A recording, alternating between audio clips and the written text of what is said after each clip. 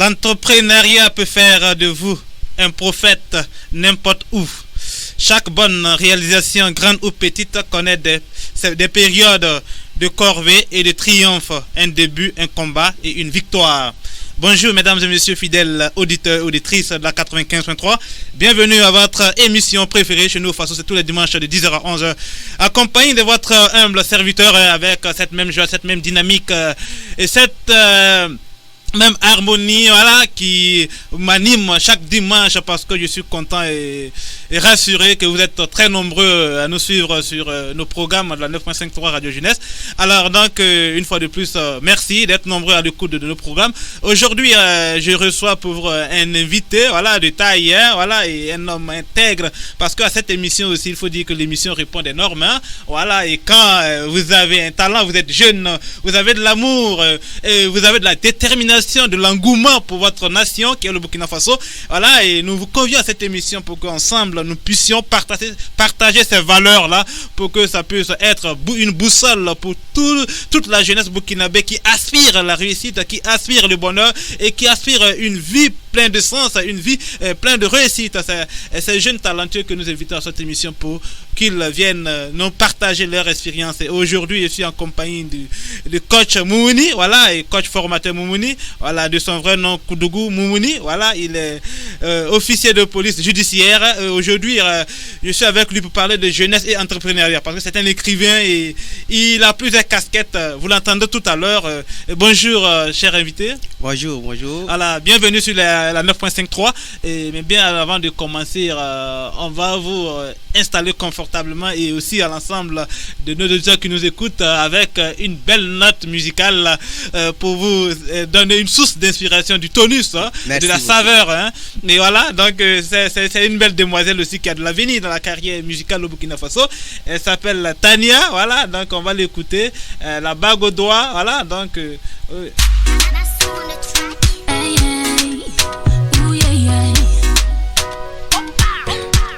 Miss Tania, doucement, oh chérie, doucement, doucement, doucement, doucement, oh chérie, doucement, doucement, doucement. Go down, down, oh baby, go down, down, go down, down, go down, down, oh baby, go down, down. If you love me like you say, then follow me to my mama, to my dad, oh, and my God, oh. If you love me like you say, then follow me to my mama, to my dad, oh, and my God, oh. It's true love, oh. I don't know, I don't know. It's true love, oh. I don't know, I don't know. It's true love, oh. I don't know, I don't know. It's true love, oh. I don't know, I don't know. Voyez la main petit pour la tama, nama no para. Yum solo rêve j'attends pas wanyen mamboula. Tout ça faut que tu vois ma mère et que tu vois mon père. Si tu dis vrai là ouais, passe-moi la bague au doigt. Sinon le ouais là tu n'auras pas ouais. Ce que tu veux là tu n'auras pas ouais. Vous êtes sur la bonne fréquence, c'est la 9.53 accompagné de l'homme du Faso. Oh non, tu n'auras pas. Dolesa sere nonga mambo, pogo wanyen mambura, yo mambura, panitaba. Dolesa sere nonga mambo, pogo wanyen mambura, yo mambura, panitaba. It's true love, I don't know, I don't know. It's true love, I don't know, I don't know.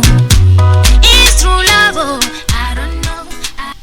Alors donc c'est avec cette belle note musicale de la part de Tania, une artiste burkinabé qui a de la valeur, qui évolue, voilà, qui a du talent vraiment, voilà.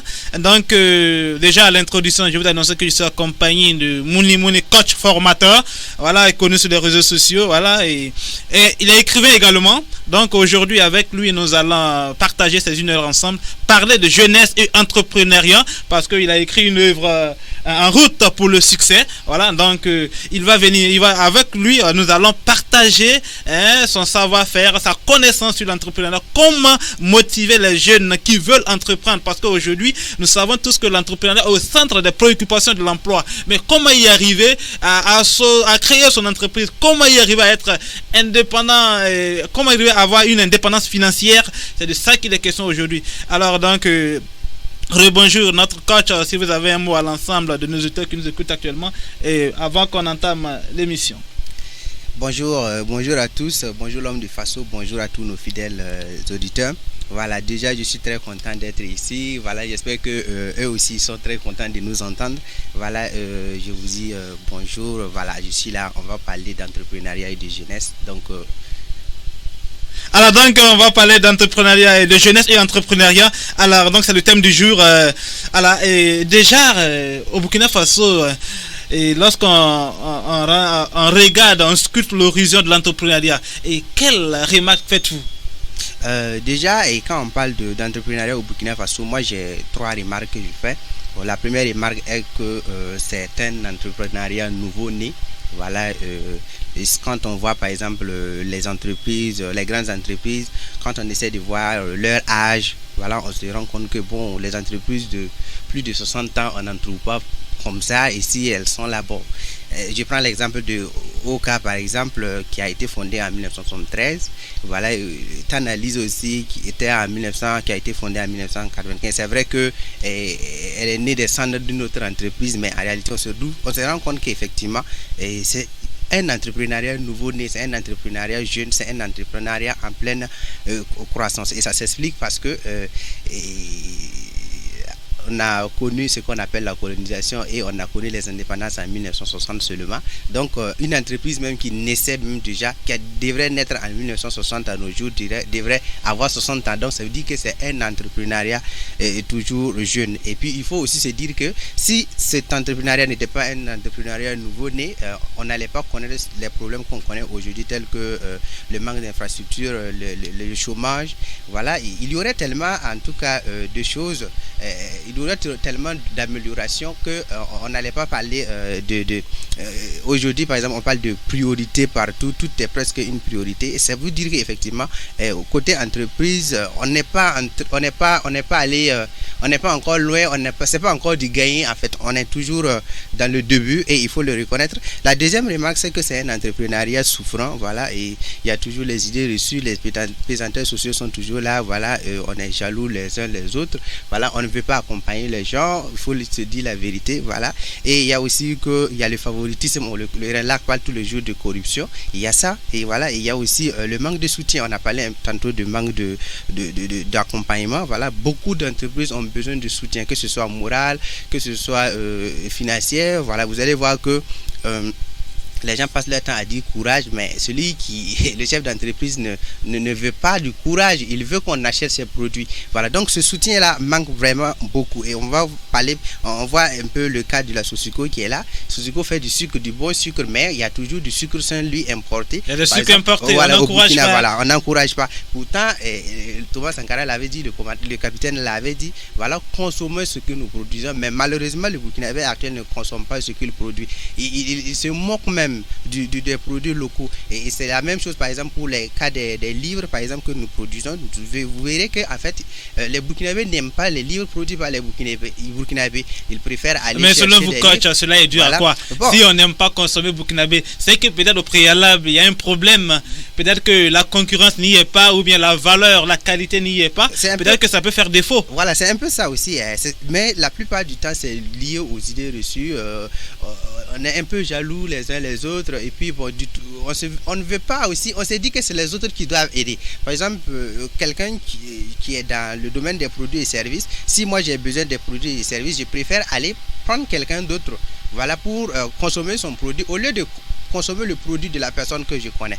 Voilà, parce qu'on s'est dit que bon, de toutes les façons il a des clients, sans oublier que moi aussi je suis un client.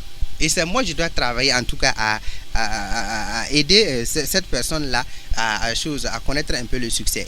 La dernière remarque ici, c'est que c'est un entrepreneuriat qui va donner un autre visage, en tout cas au Burkina Faso. Parce que quand on voit tous les jours des jeunes innovent, que ce soit par exemple au niveau des développeurs web, par exemple, on voit que tous les jours il y a des applications qui sortent. On sent qu'effectivement dans un futur, en tout cas proche, ou lointain, en tout cas, on verra qu'effectivement les choses vont bouger, par exemple au Burkina Faso ici. Et si vous voyez actuellement aujourd'hui, les jeunes refusent en tout cas d'être dans des emplois subordonnés, chacun veut être son propre boss, ou au mieux, chacun veut être une solution en tout cas pour les autres. Voilà. Et la conséquence directe de cet engagement sera la création des richesses, le paiement des impôts, et là c'est le pays en fait qui en bénéficie. Voilà un peu ce que je pouvais dire en tout cas de l'appréciation en tout cas faite de l'entrepreneuriat burkinabé, faite par Mouni Mouni aujourd'hui. Alors donc la voix que vous entendez est celle de Mouni Mouni, coach formateur. Voilà, il porte la casquette aussi d'écrivain. Voilà, il est officier de police judiciaire. C'est avec lui que nous parlons de jeunesse et entrepreneuriat. Donc parlons maintenant de la jeunesse burkinabé. Ouais. Alors, quelle est la place qu'occupe cette jeunesse dans le secteur, dans le domaine de l'entrepreneuriat au Burkina Faso? D'accord, à ce niveau, on part dans la même logique. Les jeunes, l'entrepreneuriat jeune en tout cas occupe une place de soi au Burkina Faso. Il suffit déjà de voir les programmes par exemple de soutien ou bien d'aide à la création d'entreprises. On se rend compte qu'il y en a tellement. Si vous voyez au niveau du ministère de la jeunesse, il y en a tellement de programmes. Mais bon, comme on demande de postuler, et bon, il y en a aussi qui n'ont pas l'information. Voilà, et il y en a aussi quand ils partent ils prennent les fonds et puis ils font autre chose, ça c'est vrai. Bon. Mais là aussi c'est dû à un manque d'accompagnement. Voilà, mais sinon il y a déjà des programmes par exemple pour soutenir les jeunes. Et à ce niveau déjà, quand on voit ça, on sent qu'effectivement l'entrepreneuriat jeune en tout cas occupe une place de soi. Et si on regarde aussi sur le terrain, vous verrez que la plupart des PME, voilà, des petites et moyennes entreprises sont gérées par des jeunes. Vous voyez par exemple au marché, vous allez voir les commerçants, la plupart du temps ce sont des jeunes que vous voyez dans les fermes. Vous voyez actuellement on a des jeunes fermiers, voilà, et même les développeurs web, les métiers du web actuellement, on a tellement de jeunes qui sont tellement dans comment je vais appeler ce milieu là, voilà, oui, milieu du digital, qui excelle beaucoup, hein? Qui excelle beaucoup dans ce milieu du digital et c'est vraiment bien. Et il y a aussi le milieu de la formation aussi, il y a tellement de jeunes aussi qui s'y intéressent. Voilà, donc mais il faut quand même noter que c'est un entrepreneuriat qui est à petite échelle parce que ça s'explique parce qu'il n'y a pas assez de fonds. Voilà, les jeunes manquent de fonds et ça s'explique, ils n'ont pas de soutien et ça fait qu'ils ne peuvent pas faire de grandes choses, ils se limitent à des petites entreprises, pas des grandes entreprises. Alors donc les jeunes à défaut des moyens financiers, mais est-ce que cette place qu'occupe la jeunesse, c'est qu'elle est moindre, elle n'est pas aussi d'une majorité, hein, si on peut le dire ainsi? Oui, justement parce qu'à ce niveau il y a toujours du travail à faire parce que tout le monde n'est pas encore à la même longueur d'onde. Voilà, on n'a pas assez les mêmes informations. Il y en a toujours qui croient à la solution miracle, qui croit toujours à la solution de l'emploi, à la solution de travailler pour quelqu'un. Donc ces gens-là c'est assez compliqué, il faut toujours les sensibiliser à rentrer dans le monde de l'entrepreneuriat. On ne dit pas de ne pas travailler pour quelqu'un, mais on peut travailler pour quelqu'un et travailler pour soi-même. Voilà ce qu'on pouvait dire aussi. Alors donc voilà, donc je suis accompagné de Mouni Mouni, coach formateur. Avec lui nous parlons de jeunesse et entrepreneuriat au Burkina Faso. Alors donc la place qu'occupe la jeunesse burkinabé dans ce secteur d'entrepreneuriat est passable, hein, si on peut noter, voilà, est passable. Donc il faudrait que les jeunes vraiment se motivent, travaillent pour que pour prendre le dessus, hein, parce que voilà, il faut cette jeunesse là pour pouvoir et là c'est la sensibilisation qui va beaucoup faire. Je discutais avec quelqu'un d'un des programmes de jeunes là qui disait que les jeunes postulent par exemple pour un métier, pour un projet de ferme, un projet d'élevage.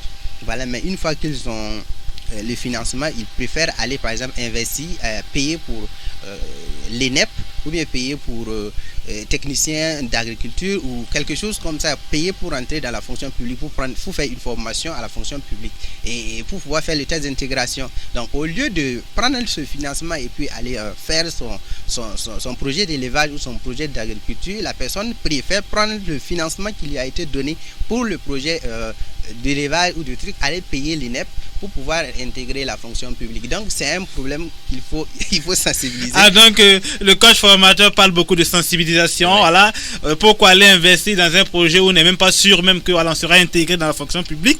Voilà, donc alors mais à ce niveau, voilà, beaucoup de jeunes vont nous demander, mais voilà, vous parlez de l'entrepreneuriat au Burkina Faso et de la jeunesse, mais comment cette jeunesse doit entreprendre? Comment entreprendre? Ok, comment entreprendre?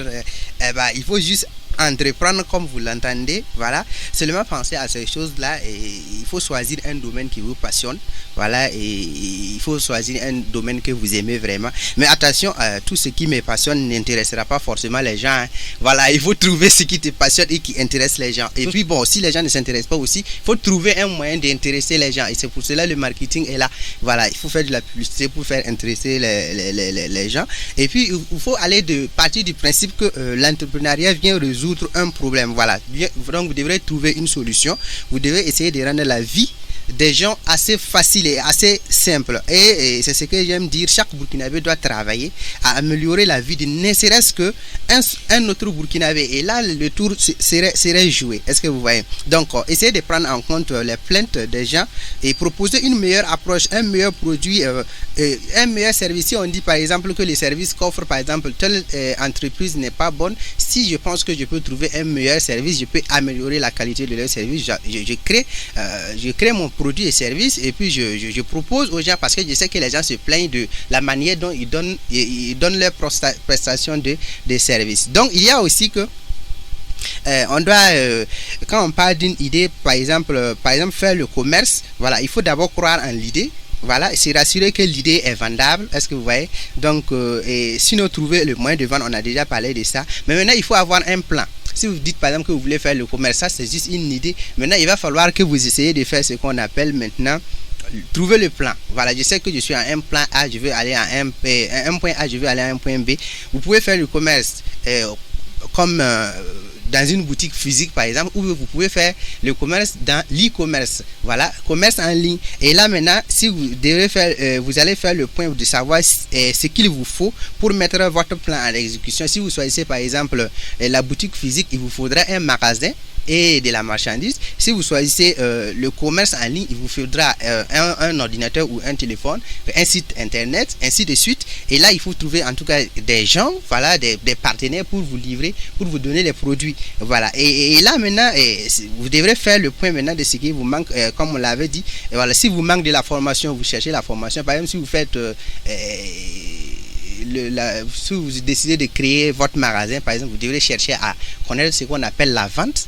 Voilà, vous devrez apprendre à vendre. Et si aussi vous êtes dans le e-commerce, vous devrez apprendre ce qu'on appelle le copywriting, par exemple. Vous allez vous apprendre à comment en tout cas écrire un article qui va intéresser les gens à payer votre produit. Et ça aussi c'est un apprentissage à faire. Comment même manipuler l'outil informatique, tout ça ce sont des savoirs à acquérir. Voilà, donc et chercher aussi à savoir si je manque de fonds, comment est-ce que je vais faire. Donc quand on manque de fonds, il n'y a pas de manière. Quand on manque de fonds, on lève des fonds. Voilà. Si vous manquez de fonds, vous levez les fonds. Et il y a plusieurs manières de lever les fonds. Ça peut être vos amis, ça peut être votre famille, ça peut être une institution financière, ça peut être aussi les programmes dont on a parlé ici, les programmes du ministère de la jeunesse. Et si tout ça c'est fait, donc vous n'avez qu'à investir dans votre plan, et tout le reste du travail maintenant, ça va rester maintenant à persévérer, à rester patient et à rester motivé. À rester patient, rester motivé, voilà, ça peut être votre source d'inspiration pour pouvoir entreprendre. Alors, les jeunes diront aujourd'hui que on nous dit d'entreprendre, mais est-ce que sans moyens on peut entreprendre? Comment à partir d'une idée, oui, on peut mettre une entreprise physique en place? À partir d'une idée, sans moyens, sans moyens, justement, oui. Voilà, c'est ce que j'essayais tantôt de dire. Quand on dit sans moyens, c'est trop dit. C'est trop dit parce qu'on ne met pas quelque chose en place sans moyens. Maintenant, quand on dit il y a les moyens financiers et il y a les moyens humains, le moyen humain, le capital humain est déjà là. Nous sommes déjà là, nous sommes êtres humains vivants. Voilà, c'est à nous de chercher. Par exemple, vous voulez mettre une entreprise en place, vous n'avez pas assez les moyens. c'est à vous de séquencer, de diminuer, essayer de voir dans quelle mesure moi je peux trouver cet argent-là. Vous avez besoin de 1 million pour lancer votre entreprise. Ne dites pas que vous allez commencer l'entreprise forcément avec les 1 million. Faites commencer avec ce que vous avez. Si vous avez 50 000, commencez avec et allez progressivement, ainsi de suite. Maintenant, s'il vous faut forcément les 1 million, trouvez un travail que vous allez faire qui va vous procurer les 1 million. Et une fois que vous allez avoir les 1 million, maintenant vous allez lancer votre entreprise. Mais sinon, si vous dites par exemple, vous vous asseyez, vous vous dites que non, vous n'avez pas les 1 million, vous n'allez pas entreprendre, vous n'allez pas vous en sortir. Il y a des petits boulots qu'on peut faire, même aller par exemple aider quelqu'un, un commerçant par exemple à vendre. Voilà, ça c'est quelque chose. Et là, vous apprenez beaucoup aussi. Et en ce moment, quand vous allez avoir maintenant vos ressources, vous revenez maintenant, vous créez votre entreprise. Alors donc il faut aller à la recherche des ressources et revenir mettre ses idées en pratique, mettre son entreprise en place. Voilà, c'est de ça qu'il s'agit. Je suis en compagnie de Mouni, coach formateur. Il est écrivain également. Donc c'est avec lui que nous échangeons sur le thème jeunesse et entrepreneuriat. Comment les jeunes peuvent entreprendre et voilà, et les voies et moyens pour entreprendre. Est-ce qu'il y a des méthodes? Est-ce qu'il y a des violences en soi qu'on peut faire pour entreprendre? Par exemple, j'entreprends, je fais une petite activité que je gagne peut-être 2000 francs par jour et je veux entreprendre. Et je dois mettre du carburant, je dois me doucher, je dois mettre des unités, comment je peux faire violence sur moi-même pour pouvoir essayer de mettre une petite structure en place. Ce cas c'est comme ça déjà. Hier j'en parlais déjà. Je parlais de l'autodiscipline, la discipline personnelle. Ça manque vraiment à beaucoup de jeunes et à beaucoup de personnes, même c'est forcément pas des jeunes. Ça manque vraiment à presque tout le monde. Voilà, la discipline ici va permettre à celui qui veut lancer son entreprise de connaître le succès ou bien d'avancer et de faire grossir, de faire grandir son entreprise. Si vous manquez de discipline, ça va être un peu compliqué pour vous de gérer vos finances. Ça va être un peu compliqué de payer vos employés. Ça va être beaucoup compliqué pour vous de vous-même arriver à faire avancer votre entreprise. Vous parlez tantôt de l'autodiscipline. L'autodiscipline, c'est quoi ça veut? C'est juste une capacité qui nous permet de rester engagés, qui nous pousse toujours à agir malgré nos états émotionnels, par exemple, et malgré les situations qui sont là. Et ça sera quoi? Par exemple, je sais que par exemple j'ai besoin d'argent pour donner à ma copine, voilà, mais je sais que si je lui donne cet argent là, ça serait assez compliqué pour moi. Je me dis bon, de toute façon j'explique à ma copine que voilà, cette fois-ci si je m'amuse et je te donne cet argent, mon entreprise va cesser de fonctionner. Et là je reste intègre, voilà, je reste, comme vous l'avez parlé tantôt d'intégrité, mais cette intégrité ne sera pas envers quelqu'un, ça sera envers moi-même. C'est-à-dire je tiens la promesse que je me suis faite à moi-même de faire telle chose, de faire prospérer mon entreprise. Est-ce que vous voyez? Donc je mets tout en œuvre pour éviter tout ce qui va faire en sorte que je ne tienne pas promesse, je ne tienne pas parole à la promesse que je me suis faite, et j'essaie de tout faire pour éviter tout ce qui va me faire chavirer, dériver, aller dans le sens de ce que je ne veux pas. Mais qu'est-ce qui peut nous faire dériver, voilà, et ne pas aller directement sur nos objectifs? Par exemple, en tant que jeune, il y a des choses qui nous empêchent de mettre en place nos idées phares qui peuvent nous permettre de devenir une personne, un homme intègre dans l'avenir. Mais quels sont ces éléments qui nous empêchent souvent? Parce qu'on parle d'autodiscipline.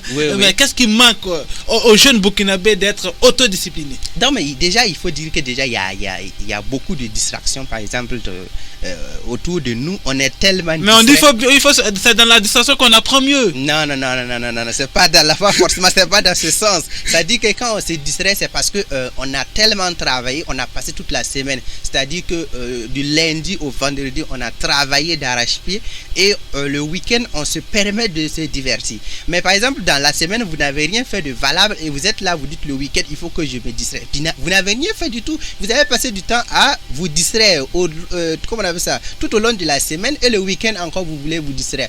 Et en plus de cette distraction, qu'on parle de distraction de week-end, il y a cette distraction qui consiste à utiliser abusivement nos téléphones portables. Voilà, on ne fait rien de bon, on est sur Snapchat, on est sur WhatsApp, on est sur Facebook, on est sur Instagram, et on est là, on surfe, on scroll, on ne sait pas ce qu'on cherche, mais en réalité, on continue. Ou bien on est sur liker avec les vidéos qui font rire, on passe la journée à rire et on oublie l'essentiel. Donc tout ça, ce sont des choses qui concourent à nous éloigner de ce qu'on veut et c'est quand même dommage. C'est quand même dommage la voix que vous écoutez toujours du coach formateur Mouni Mouni. Voilà, il est formateur en couple, voilà. Et pour ceux qui ont des problèmes conjugaux, voilà, ils peuvent le contacter. Il est également écrivain. Voilà, il est fonctionnaire d'État, voilà, et police judiciaire. Donc, si vous embêtez l'homme du Faso, voilà, désormais, j'appelle coach Mouni pour vous interpeller. Alors, donc, nous parlons de jeunesse et entrepreneuriat au Burkina Faso parce qu'il est tellement important. Aujourd'hui, tout le monde parle, dit, communique autour de l'entrepreneuriat au Burkina Faso. Tout le monde veut amener la jeunesse à entreprendre. Mais comment guider cette jeunesse-là? Est-ce qu'à partir d'un 0 franc, ces jeunes-là qui n'ont pas de moyens, ces jeunes-là qui peinent à démarrer, comment faire? Est-ce que ces jeunes-là doivent compter sur l'État? Est-ce que ces jeunes-là doivent compter sur soi-même? Est-ce que ces jeunes-là doivent compter sur leur idée? Et coach formateur Mouni Mouni, vous n'avez pas les moyens, vous n'avez pas de soutien, vous voulez entreprendre. Sur qui vous pouvez compter en tant que jeune? Et rien qu'hier, moi j'étais en train de discuter avec mon épouse, on était en train d'échanger et je lui disais que quand il s'agit de se perdre, vous allez avoir du soutien. Mais quand il s'agit de devenir quelqu'un, soyez rassurés, vous n'aurez jamais quelqu'un à côté de vous. Donc déjà, il faut que vous essayiez de faire en sorte de prendre votre vie en main, vous-même d'abord. Prenez votre vie d'abord en main vous-même et après maintenant le reste va venir. Et ce que j'aime dire aux gens, c'est quoi? Vous n'avez pas besoin de beaucoup de soutien, vous avez besoin seulement d'un seul soutien. Et ce seul soutien là, il va falloir que vous rentrez sur le terrain, vous rentrez dans la boue là, que vous soyez sale pour que quelqu'un vous remarque. Et en ce moment, cette seule personne là va vous soutenir, cette seule personne là va mettre et vous donner le coup de main dont vous avez besoin pour réussir. Mais si vous êtes là et vous attendez par exemple que votre frère vous soutienne, vous attendez que votre oncle vous soutienne, vous attendez que le gouvernement vous soutienne, vous serez là, vous allez toujours remettre à demain ce que vous pourrez faire aujourd'hui. Vous pourrez remettre à demain, vous donnez votre destinée dans la main de quelqu'un, vous mettez votre destinée dans la main de quelqu'un et personne ne peut vous sauver à part vous-même. Donc commencez avec ce que vous avez, faites les choses avec vos 10 doigts suffisent en fait. Est-ce que vous voyez? Et moi j'aime dire quand quelqu'un dit qu'il n'a pas assez d'argent, moi je lui dis vous avez besoin de 10 millions pour démarrer votre entreprise, vous avez besoin de 5 millions pour démarrer, mais c'est assez trop quand même. Voilà, commencez un peu. Et si vous pensez peut-être que vous n'êtes pas capable d'avoir les 10 millions, mais je me dis, mais si quelqu'un venait par exemple vous proposer de payer votre tête à 10 millions, est-ce que vous allez accepter? Non. Mais pourquoi? Parce que vous savez que vous êtes plus valeureux que ça.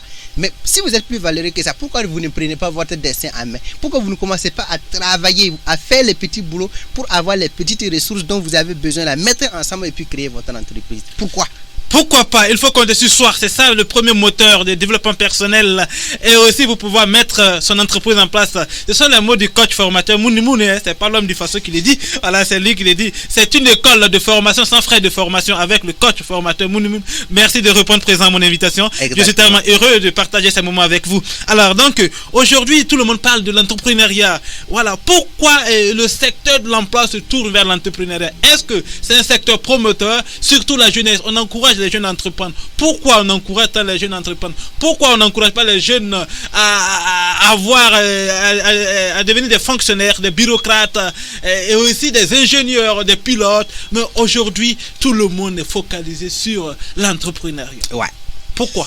C'est vrai. Et déjà, moi, je vais parler du fait que les grands frères ne sont plus les grands frères, même s'ils sont les grands frères.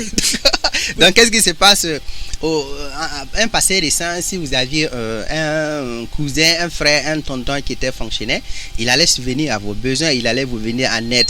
Mais actuellement, même votre propre frère ou votre propre soeur, c'est assez compliqué qu'ils vous viennent en aide. Donc il va falloir que vous essayez de prendre votre vie à main. Ça c'est déjà un. Et deuxième chose, ça c'est le chômage. Voilà.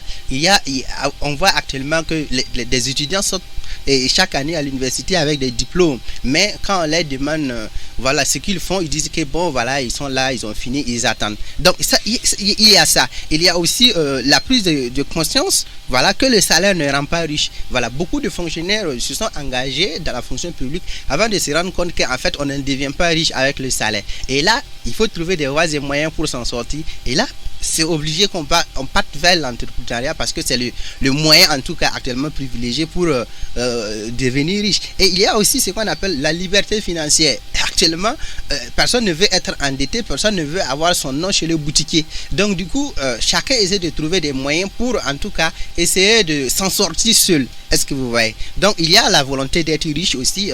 Actuellement, on a assez de voir dans les films les vies de rêve. Voilà. Donc actuellement, tout le monde veut vivre une vie de rêve, une vie qui en vaut la peine, une vie sur mesure, une vie prête à porter. Voilà, pas une vie où on part, en tout cas, une vie yugu. Est-ce que vous voyez un peu? Donc ça fait que actuellement on essaie de mettre en avant l'entrepreneuriat. Et il y a aussi le fait que les gens veulent aussi réaliser leurs rêves en fait. Donc on en a assez maintenant. Les gens ont pris conscience que si Dieu nous a créé, si Dieu nous a créé par exemple dans tel pays, c'est parce que Dieu nous a donné tellement de ressources pour nous de nous en sortir dans ce pays. Et donc les gens sont en train de s'accomplir. Donc arrivé à ce niveau déjà, on ne peut plus freiner en fait les gens parce que ils ont pris conscience que Dieu a mis tout en eux, toutes les ressources qu'ils veulent en eux, toutes les ressources qu'ils ont besoin en eux pour pouvoir devenir de meilleures personnes et puis pouvoir se réaliser. Et cette prise de conscience là a fait que les gens ne vont plus accepter que le patron leur parle mal. Les gens ne vont plus accepter que le boss profite d'eux. Surtout par exemple les femmes ne vont plus accepter que par exemple on se servent de leur corps ou bien on utilise leur corps par exemple pour pouvoir avoir accès à certains métiers. Donc elles vont essayer par exemple de créer leurs propres entreprises et plutôt recruter que de comment on appelle ça, être recruté. Donc et il y a aussi en dernière position la volonté de laisser des traces après son départ. Donc tout le monde veut être immortel, personne ne veut mourir, personne ne veut que le jour de son enterrement on dise bon c'est fini, on ne parle plus de lui. Tout le monde veut laisser un nom après sa vie sur terre. Donc du coup tout cet ensemble là fait que c'est assez compliqué pour que on ne parle pas d'entrepreneuriat actuellement. Et je disais que je ne vais pas oublier le fait que le gouvernement ne peut pas tout faire. Voilà, le gouvernement, aucun État ne peut tout faire. Il faut que les individus eux-mêmes arrivent à se développer personnellement. Et ce développement personnel mis ensemble va faire ce qu'on appelle le développement collectif. Et à ce moment, on parlera de développement durable. Ah, seulement parlant de développement durable, c'est toujours la voix de Mouni, coach formateur, voilà, écrivain, excusez-moi. Alors, coach, je reste avec vous. On dit que la vie est une école. Oui. L'entrepreneuriat est une école. Exactement. Est-ce que l'école même qui forme les gens, c'est une école aussi? Oui. Tout le monde ne peut pas réussir à l'école. Bien sûr, ça c'est vrai. Est-ce que tout le monde peut entreprendre et réussir dans l'entrepreneuriat? À la question de tout le monde peut, si oui ou non tout le monde peut entreprendre, ça dépend. On peut dire oui et non en même temps. Est-ce que vous comprenez? On peut dire oui et non en même temps parce que quoi? Il y a ce qu'on appelle les interdits ou bien on appelle les limitations, voilà, dans certaines parties, dans certaines. On va prendre d'abord au niveau des interdits ethniques par exemple. Vous allez voir que même dans certaines ethnies, si vous voulez par exemple entreprendre par exemple dans la vente du piment, on va vous dire que non, c'est interdit chez nous. Voilà. Donc à ce moment, vous ne pouvez plus entreprendre. Aller dans le sens de vendre du piment, il faut que vous faites autre chose, que vous fassiez autre chose. Voilà, il y a aussi par exemple dans certains métiers, dans certains corps de métier, par exemple, je vais parler du cas des fonctionnaires. Par exemple, la loi sur le commerce interdit le fonctionnaire. Mais aujourd'hui, la majorité des commerçants sont des fonctionnaires. D'exercer des activités commerciales. Bon, je ne sais pas, peut-être ils ont trouvé un moyen de contourner la loi. Sinon, ça interdit, la loi sur le commerce interdit les fonctionnaires d'exercer des activités commerciales. Et en ce niveau-ci, par exemple, le commerçant, le fonctionnaire veut exercer des activités commerciales, ça sera assez compliqué. On va prendre aussi les cas des religions aussi qui sont là. Si vous voulez par exemple entreprendre dans les débuts de boissons, je connais des religions qui vont vous dire que non, c'est interdit chez nous, vous ne pouvez pas entreprendre dans les débuts de boissons ou bien dans les chambres de passe ou bien dans les hôtels. Est-ce que vous voyez? Mais coach, souvent quand on écoute les gens dire, j'ai l'impression que l'entrepreneuriat est le seul secteur dans lequel la réussite est promise. Est-ce que cela est possible pour tout le monde qui veut entreprendre? Oui, à ce niveau-ci, il s'agit simplement d'entreprendre. J'allais en venir pour dire que en dehors de ces limitations sociales-là, il n'est pas interdit il n'est pas interdit que on entreprenne. Par exemple, prenons le cas de Salif Keita qui est né d'une famille princière et qui ne devrait pas chanter. Voilà, mais finalement, il a résisté, il s'est caché, il a continué de jouer la musique, mais finalement, actuellement, il est un grand. Mais supposons, par exemple, qu'il n'avait pas entrepris, par exemple, dans la musique. S'il avait entrepris dans quelque chose d'autre, c'est pas sûr qu'il allait réussir. C'est pour dire que tout le monde peut entreprendre. Mais maintenant, il ne faut pas obliger tout le monde à entreprendre parce que chacun a son rêve et il faut plutôt amener les gens à réaliser leurs rêves, amener les gens à accomplir leur mission de vie que de les obliger à entreprendre. Par exemple, il y a des gens qui ont toujours rêvé d'être un bon employé de bureau.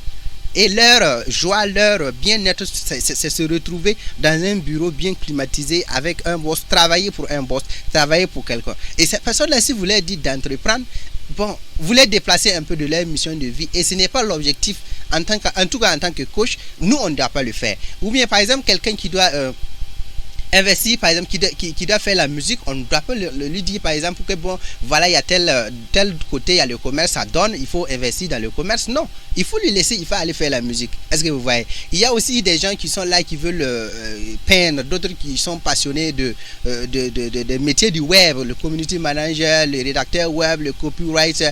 Mais il faut leur dire de partir là-bas. Est-ce que vous voyez? Il y a des gens qui prennent du plaisir à saisir au clavier. Mais si vous leur dites non, faut venir, tu vas faire telle activité, tu vas entreprendre dans l'agriculture, dans l'élevage, ça ne sert pas. Donc ça veut dire qu'il faut laisser les gens aller dans le sens de ce que eux-mêmes ils veulent. Il ne faut pas obliger les gens à entreprendre.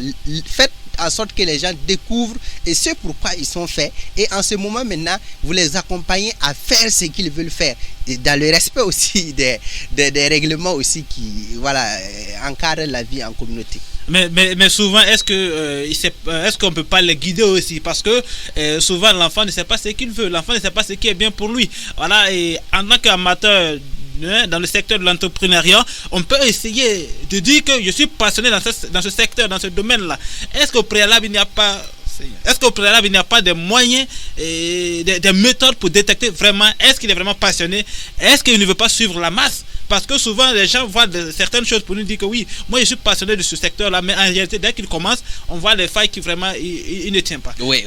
D'office, qu'est-ce qu'il peut faire pour savoir vraiment est-ce qu'il est nécessairement important de l'accompagner? Ouais, justement à ce niveau, il faut essayer plusieurs choses. Il ne suffit pas, par exemple, moi j'aime dire, on ne peut pas être ce qu'on n'a pas vu, on ne peut pas être ce qu'on n'a pas entendu, on ne peut pas être ce qu'on n'a pas vécu. Il faut voir la chose pour dire que oui, j'aime la chose. Il faut entendre la chose, entendre parler de la chose pour dire ah oui, j'aime la chose. Et il faut vivre la chose pour enfin dire que oui, effectivement, j'aime la chose. Mais si vous n'avez jamais entendu parler de quelque chose, si vous n'avez jamais entendu parler, vous n'avez jamais vu, vous n'avez jamais vécu la chose, mais ça sera assez compliqué. Par exemple, prenons au Burkina Faso, par exemple, si quelqu'un est né pour être un skieur, on n'a pas de neige ici. Vous allez faire comment? Et est-ce que tu peux même penser que non, il y a un métier de ski si c'est pas que tu vas regarder à la télé? Est-ce que vous voyez? Donc c'est dans le même sens en fait. Votre enfant est juste là pour vivre des expériences avec vous. Et on aime dire ça. Votre enfant n'est pas votre enfant, c'est pas votre bien. Vous êtes simplement l'intermédiaire pour faire venir l'enfant au monde.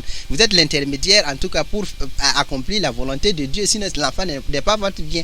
Donc là, votre activité peut être une découverte pour l'enfant. Vous amenez l'enfant à découvrir votre secteur d'activité. Si vous êtes commerçant, vous amenez l'enfant à apprendre le métier de commerce. Si vous êtes agriculteur, si vous êtes cultivateur, vous apprenez votre enfant à connaître le métier de cultivateur sans pour autant l'obliger à être commerçant, à être cultivateur ou bien à être éleveur. C'est de ça qu'il s'agit parce que vous allez déplacer, vous allez obliger des gens à faire des choses qui ne sont pas faites pour eux. Et en ce moment, ce que vous pouvez faire, la personne connaît, l'enfant connaît maintenant ce qu'on appelle votre domaine, votre domaine qui est peut-être le commerce ou bien l'agriculture ou bien l'élevage. Maintenant, envoyez l'enfant en stage quelque part.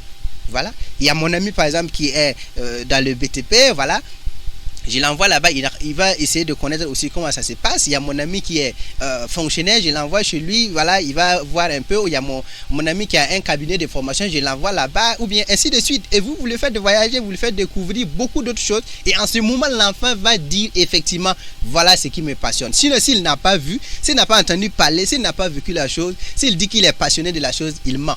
Ou bien peut-être que c'est parce qu'il ne connaît pas, il ignore justement. C'est parce qu'il ne connaît pas, c'est la voix de Mouni coach formateur, écrivain également. Voilà, il y a un internaute qui vient de nous écrire. Voilà, on en a déjà parlé, mais bon, et nous écrire, il faut lire, parce que voilà, c'est un fidèle auditeur de cette émission. Il dit, mais on remarque que presque 80% de nos entrepreneurs se focalisent sur l'importation des produits chinois et autres, sans pour autant valoriser la transformation et la consommation des produits locaux.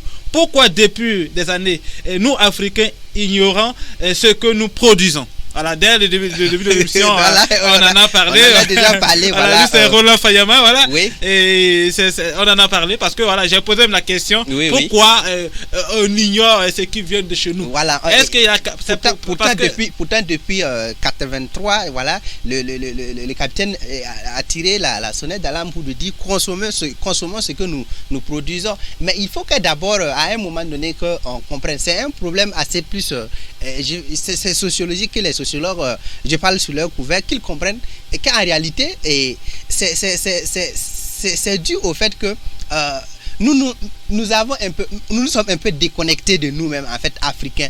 On s'est un peu déconnectés et on a vu qu'en fait, il n'y avait qu'idéal, il n'y avait que de bon, que ce qui vient d'ailleurs.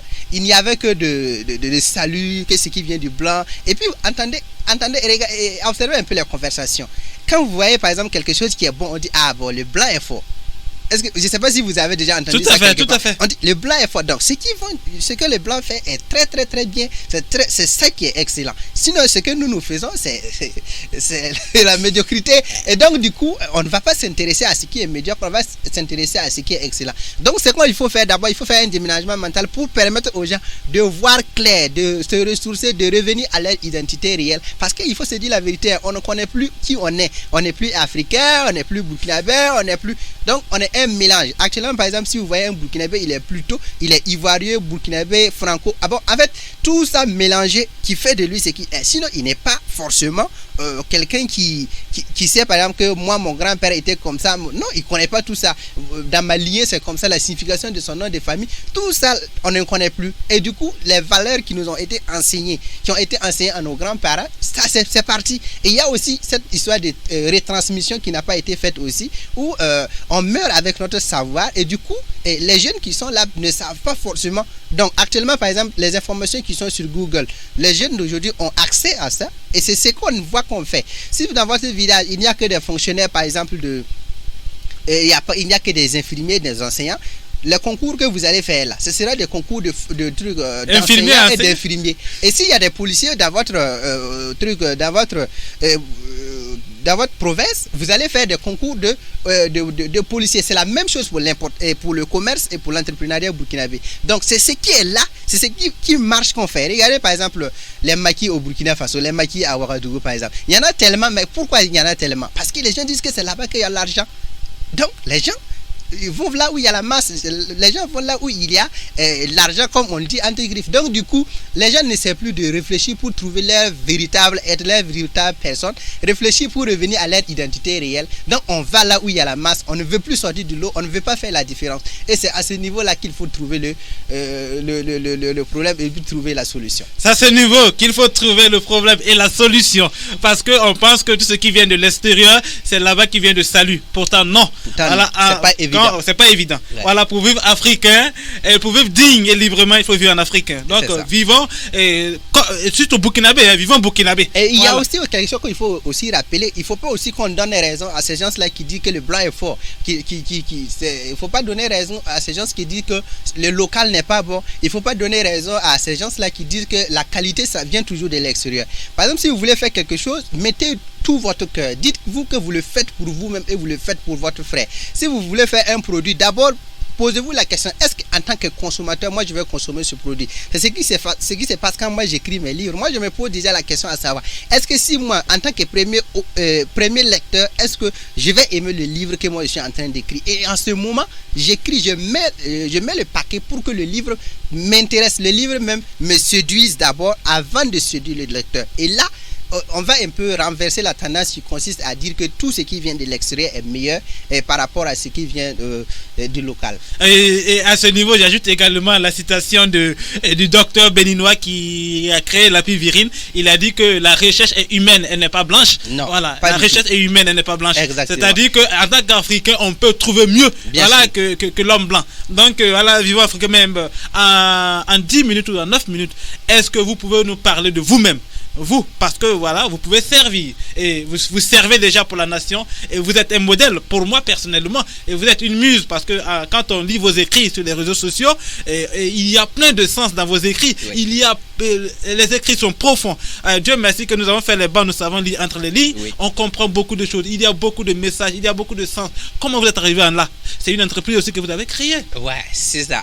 Déjà, il faut se dire que depuis que je suis jeune, j'ai refusé de laisser ma vie entre la main des gens. Voilà, j'ai jamais accepté que et tout ce qui arrive arrivait par accident. J'ai toujours dit que bon, de toutes les façons, on doit influencer notre destinée. Et c'est pour cela, dans ma vie, j'ai eu à être docker. J'ai poussé des charrettes pour avoir de l'argent pour pouvoir financer certaines choses. Voilà. Et c'est pourquoi moi je parlais tantôt de rechercher par les petites activités les moyens de faire nos activités qui sont les plus grandes. Et j'ai aussi été gérant de kiosques. Voilà, et c'est là-bas que j'ai appris beaucoup de choses. Les gens, ils viennent, ils t'insultent et ça te permet d'apprendre beaucoup de choses en fait. La maîtrise de soi et puis rester courtois quel qu'en soit, maîtriser tes émotions quel qu'en soit ce qui se passe. Donc on t'insulte pour un repas que tu as fait et donc tu comprends que effectivement la vie ce n'est pas aussi du donner. Et j'ai appris beaucoup de choses aussi avec l'activité de police que j'ai fait. Par exemple, la chose la plus importante que moi je vais parler au niveau de cette activité, c'est que j'ai fait plus de découvertes de cadavres en fait pour mon âge en fait. Donc pour l'âge que j'avais, le nombre de cadavres que j'ai vu déjà fait que j'ai atteint un certain niveau de compréhension de la vie que bon, je ne vois plus les choses en fait comme avant. Est-ce que vous voyez? Donc déjà ça fait que je me suis posé beaucoup de questions pour la vie. Si on sait que on n'est rien du tout, on doit se poser les vraies questions, faire ce qu'on veut, faire ce qu'on aime, faire ce qui nous passionne, être une solution pour les autres, que de rester là à se complaindre, à parler de ce qui ne nous avantage pas, ce qui ne nous pousse pas vers l'excellence humaine. Est-ce que vous voyez un peu? Avant de vous laisser continuer, voilà, pour terminer, et il y a une question qui me traumatise. Oui. Vous qui êtes coach, Oui. voilà, j'ai été touché par vos dires lors de notre échange. Oui. Et à un moment donné, vous avez dit que il faut travailler pour influencer celui qui peut ou celui qui va t'aider. Oui, exactement. Mais souvent, quand on part suivre les formations des coachs, Oui. de façon générale, les coachs étalent leur salut. Oui. Et ils ne nous disent pas comment ce salut est arrivé. Oui, oui. Souvent, beaucoup de coachs, mais pourquoi on ne nous dit pas le secret de comment est arrivé ce salut-là, le secret de comment faire? Parce que souvent, surtout les coachs en entrepreneuriat, Oui. ils nous disent que voilà, moi j'ai commencé comme ça, mais alors qu'en réalité, tout le monde a des idées pour commencer. Oui, ils ne nous disent exactement. pas comment il faut mobiliser les ressources, comment il faut avoir ces ressources, comment il faut avoir des fonds pour pouvoir commencer. Est-ce que c'est une manière de voiler ou encore de touffer la jeunesse dans l'entreprise? En tant que coach, est-ce que vous avez fait la remarque? Parce que voilà, ça me traumatise. Déjà pour ceux qui me suivent sur les réseaux sociaux, moi je suis quelqu'un, je ne suis pas avare d'informations. Et moi je dis généralement, là où vous êtes, si vous n'arrivez pas à avancer, si vous n'arrivez pas à aller de l'avant, c'est qu'il y a une information qui vous manque. Et si cette information vous manque, il faut aller à la recherche de cette information. Et moi, en tant que coach actuellement, moi je suis en train de suivre, chaque jour je suis que des formations. Et ces formations ne sont pas forcément au Burkina, je suis des formations en ligne. Est-ce que vous voyez? Et avec mon niveau de formation, si moi je fais des formations, le développement personnel, c'est pas aussi ça. Donc en quelques années, tu peux finir d'apprendre le développement personnel. Entre griffes. Mais en réalité, il y a beaucoup plus de choses à apprendre en fait. Est-ce que vous voyez? Donc c'est ça, ce qui fait qu'on continue nous aussi d'apprendre. Mais maintenant, si par exemple le coach lui aussi, il a des limites, qu'il ait le courage de dire effectivement que ici là, je ne peux pas vous aider. parce qu'il n'a pas obligation de tout connaître. Il est un être humain. Si par exemple vous avez une entreprise et le coach n'arrive pas à savoir pourquoi ça ne va pas, allez-y consulter un consultant en entreprise. Il y a des consultants, tout le monde, on n'est pas obligé d'être coach. Le coach n'est pas l'expert qui connaît tout. Il y a des experts en vente, il y a des consultants en vente, il y a des consultants en entreprise. En fait, il y a des gens qui maîtrisent tellement les compétences techniques. Est-ce que vous voyez? Parce que le coach en réalité est quelqu'un qui mise sur les compétences humaines, avec que ce soit le leadership, comment manager, c'est-à-dire c'est les compétences humaines, les sciences humaines en réalité. Mais les compétences techniques, le coach ne va pas rentrer dedans. Le coach ne va pas dire non, organise ton service comme ça, mais c'est à toi d'organiser ton service. Maintenant, ce que les gens doivent savoir, c'est que vous devrez être capable de retrouver vous-même votre esprit. Vous devrez être capable de taire les bruits qui sont avec vous, parce que même votre coach là, vous ne devez pas le suivre jusqu'à la fin. Est-ce que vous comprenez? Vous devrez à un moment donné vous déconnecter de votre coach pour savoir qu'effectivement à ce niveau où je suis là, je peux prendre ma vie en main. Le coach est là pour vous permettre de prendre votre vie en main et ça s'arrête là. Mais si vous devrez suivre le coach devient un gourou, et si le coach devient un gourou, c'est pas bon pour vous, parce que sans le coach vous ne pouvez rien faire. Il faut apprendre à aller apprendre chez quelqu'un et puis de revenir continuer. Et c'est pourquoi je dis aux gens, apprenez à vous connaître d'abord. Voilà, sinon les gens vont toujours se servir de vous, les gens toujours vont vous utiliser, parce que vous ne maîtrisez pas, vous n'avez pas, vous vous laissez toujours influencer par les choses. Sinon il y a des formations, nous on part aussi, en tant que coach je pars à suivre et je sais que je n'ai rien appris. Voilà. Et peut-être même j'avais des choses à apporter, j'avais des choses même à dire, en tout cas pour rendre la formation ou la conférence encore plus intéressante. Mais c'est ça aussi, parce que si on n'a pas assez confiance en nous, et on a parlé de ça, il faut se former aussi dans la confiance en soi. Si vous n'avez pas assez confiance en vous, même si vous êtes compétent, vous n'allez jamais réaliser que vous connaissez. Est-ce que vous comprenez? Donc toutes ces informations, si ces informations vous manquent, ça sera assez compliqué de vous déconnecter du coach qui ne vous apporte pas des résultats probants. Alors merci coach, donc en 2 minutes vous allez résumer toute votre actualité, oui, et aussi laisser vos contacts pour tous ceux qui veulent vous contacter. Mais je promets à mes auditeurs que il reviendra pour la suite, mais parler de la vie du couple, hein, parce que voilà, il écrit aussi sur l'amour et aussi pour éviter qu'on se retrouve au parler de la justice pour séparer deux personnes. Ouais, voilà, donc il reviendra bientôt, mais à une date ultérieure pour donc en 2 minutes ou en 1 minute 30 résumer votre actualité et à la fin donner vos contacts, vos différents contacts pour tous ceux qui veulent avoir des informations sur vos services. D'accord, donc ce que je vais déjà dire aux gens, c'est essayer de dire aux gens d'arrêter les excuses, parce que comme je vous l'ai dit, je suis officier de police, je sers à la CRS, pour ceux qui ne le savent pas, et en ce moment, il faut que vous arriviez à comprendre que c'est pas parce que vous faites un métier que les gens anti-griffes trouvent que vous n'avez pas le temps que vous allez utiliser cette excuse-là pour ne pas réaliser vos rêves. Et c'est pour revenir à la question de l'animateur qui dit, voilà, que de faire un petit résumé. Effectivement, en tant que policier, j'ai écrit un livre premièrement sur le développement personnel qui s'appelle En route pour le succès,